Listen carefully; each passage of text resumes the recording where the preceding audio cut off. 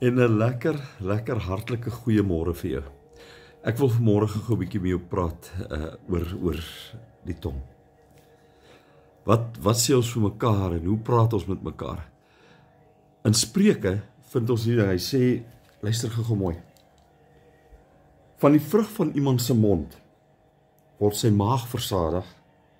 Hy word versadig van die opbrengs van sy lippe.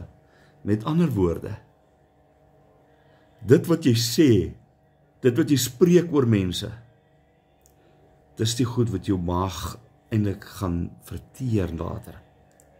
Want dood en mag, sê die volgende versie, lê in die mag van die tong. Oral Roberts skryf 'n boekie waarin hy sê, there's a miracle in your mouth. Nou ek wil jou vanmôre bietjie uitdaag met totaal iets anderster. Ek wil hê jy moet na iemand toe gaan. Iemand wat miskien iets teenoor jou verkeerd gedoen het. Iemand teenoor jy weet, hy het iets teen jou of jy teen hom. En ek wil hê jy moet vir 'n slag gaan lewe in hierdie ou se lewe inspreek. Wie hoekom vra ek dit? Want dit wat in die tong lê, dit wat ons sê, is dit wat ons ook gaan volmaak. Soos ons gaan lewe spreek, gaan ons eie lewe vol word.